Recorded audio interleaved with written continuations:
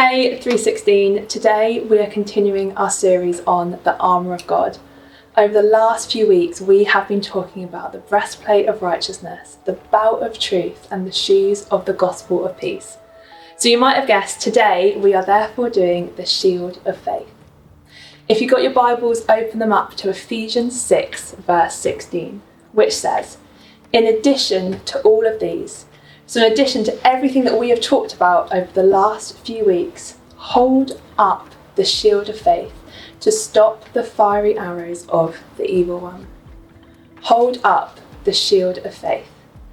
And just for some context, Paul, the writer of Ephesians, when he says about a shield, he gives us an image. It's an image not of a small round shield, but of a massive big red one. Cast your mind back to Roman lessons back at primary school. Those shields would have covered the soldiers from their head to their toes. I have brought with me my pet tortoise Tilly. I know this is a bit of a random pet to have, but Tilly has a shell. Tilly has a physical shield, and this shell protects her most vulnerable parts inside. But more than that, when she feels in danger, when she feels scared, she'll take her head and her legs in, and that will mean she knows she is protected. And although we don't have a physical shell like Tilly the tortoise, Paul tells us in Ephesians that we have a spiritual shield. We have a spiritual shield of faith. But what is faith?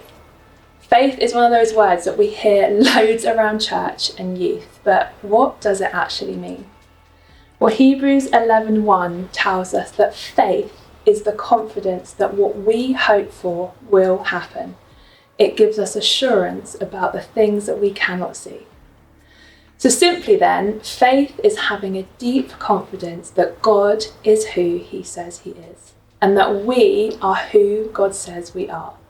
It's having a peace, like a calmness, just knowing that God will do what he has promised, even when we don't know how. There have been many times in my life, and I'm sure yours too, when you've just thought, I just need more faith for this.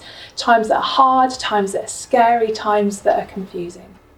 And it can be tempting in those times to almost try and muster some faith up, to go, I just need more faith, I just need more faith.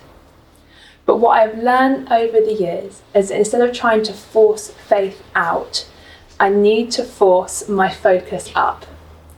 And what I mean by that is we need to fix our eyes on God. We need to get to know him better, to understand his character. Imagine if someone was new at school and you wanted to get to know them. You'd probably talk to them, you'd probably maybe ask them some questions, you'd listen to what they had to say. And let's be honest, you'd probably also stalk their socials. Look, we've all been there. But it's the same for God. If we want to get to know him, to get to know his character and therefore be able to build our trust in him, we need to get to know him. We need to talk to him, listen to him, and read truth about him in the Bible.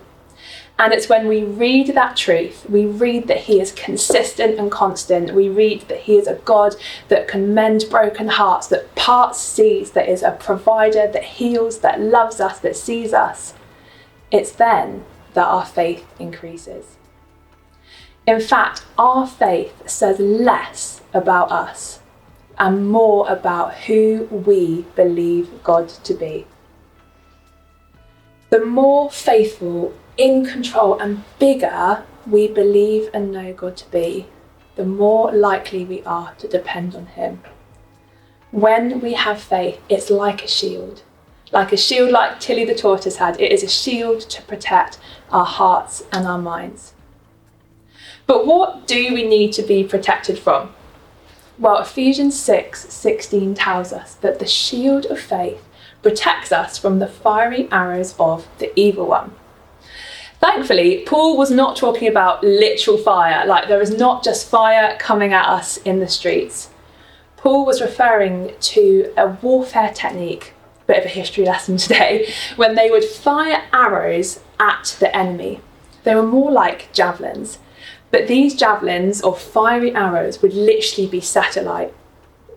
Imagine you are a soldier. You're going to war, you've got your battle plan, you've got all your kit on, and you're going through, and suddenly you are faced with a wall of fire. What is your response going to be? I know for me, I would be petrified. My focus would be off, I would be distracted, I would be running around like a headless chicken. And that was the primary purpose of the fiery arrows. Their primary purpose wasn't to kill. Their primary purpose was to distract, to discourage, to move the focus of the soldiers away from what they were supposed to do. Paul tells us that we too have an enemy. Not a human-to-human enemy, but an enemy in the spiritual realms. And that we are also in a battle. Not one that is human-to-human, not with your neighbour next door, but a battle also in the spiritual places. But the Bible also tells us that when Jesus died on the cross, when he resurrected, the ultimate battle was won. He defeated death. And that means when we put our trust in Jesus, we are also eternally secure in him. We are eternally secure. We know that. We believe that. And the enemy knows that too. He knows that ultimately he cannot take us out. So what he does is he sends fiery arrows, like the ones Paul was talking about, to distract, to divide, to dissuade, to put doubt in our minds. Simply then, I would say that a fiery arrow is anything in life that moves our focus away from God. It could be hopelessness, could be fear and anxiety, could be lust, could be temptation, it could even be just needing to please people all the time. I wonder if you are or have experienced anything like that, maybe even right now. You might not have known them or thought about them as fiery arrows, but if you are, know that God sees you. And more than that, he has given us spiritual resources to help us rebound those arrows. We've been given the armour of God. We've been given the shield of faith, which equips and empowers us for battle. So, if we are experiencing fiery arrows, what should we do and how should we respond? Well, I have 3 quick points just to finish. We have it, we hold it, and we repeat it. We have it, we hold it, we repeat it.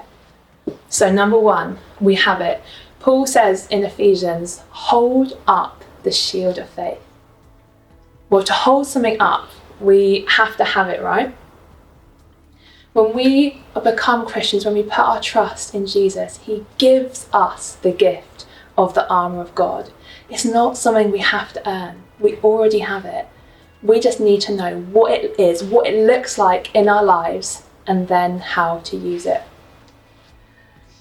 For me, when I experience fiery arrows, I extinguish them with the truth in the Bible. I extinguish them about truth of God. For example, when I am fearful about the future, my truth, my shield of faith to extinguish those fiery arrows says, be still and know that I am God. The fiery arrow comes in and my truth is my shield of faith. If I am feeling weak, if I am just feeling overwhelmed, my shield of faith, my truth says, be strong and courageous, for I am your God. If I'm having to make a difficult decision in life, or I'm just feeling afraid, a shield of faith can say, for God is so wise and so mighty. God has given us the truth to extinguish the fiery arrows. So, we have it. It's something we've already been given. We just need spiritual eyes to see it. Number 2, we hold it. It says, hold up the shield of faith. It doesn't say, drag it along behind you, or it doesn't say, leave it in the locker room at school, or do you know what? Just tuck it under your bed. No, it's active. It's an instruction. It tells us, hold it up. So it doesn't mean that you kind of have to walk around the streets with a bit of cardboard like I have done. But Could it be remembering a Bible verse? Could it be having quiet time in your week? Could it be putting worship music on? Let's get active. Let's do something. Let's make a choice. When we experience those fiery arrows, we can make a choice to lift up our shields of faith. So we have it, we hold it. Number 3, we repeat it. I don't know if any of you have ever seen a hockey game or an ice hockey game. And the goalkeeper will come out and they're kind of covered from head to toe in all their like protective gear, their shields and things. Imagine you went to a game and the goalkeeper came out and he didn't have any of that stuff on. And the referee went up to him and he was like, mate, like, what are you doing? And the goalkeeper's response was, oh no, look, it's fine. I wore my protective gear last month and therefore it will protect me today. Like, you know, it carries over. I'll be fine. You would think, I think you're going to be annihilated. It's similar for us. We've been given the gift of the armour of God, but we need to keep putting it on. We need to keep being active. It is a choice. We can do it daily. When we face those arrows, we have it, we hold it, and then we keep going. We repeat it again. So to finish, when we are faced with fiery arrows, we need to come back to faith. We need to come back to who God says He is and who God says we are. And to do that, we need to understand His character. We need to understand more about Him. That might look like spending time with Him, reading the Bible, just spending time listening to what He has to say, taking truth out into our week. So that God's voice, the God of truth, the God of hope, the God of peace, the God of breakthrough, His voice becomes louder than the voice of fear, anxiety, insecurity, and hopelessness. What could your shield of faith look like this week? Maybe there's a situation at school, with your friends, in your family, that you just think, do you know what? Yeah, that feels like a fiery arrow in my life right now. I wonder, what might that look like in your week?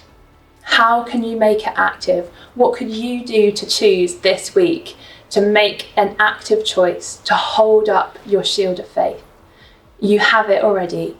Hold it up and then repeat.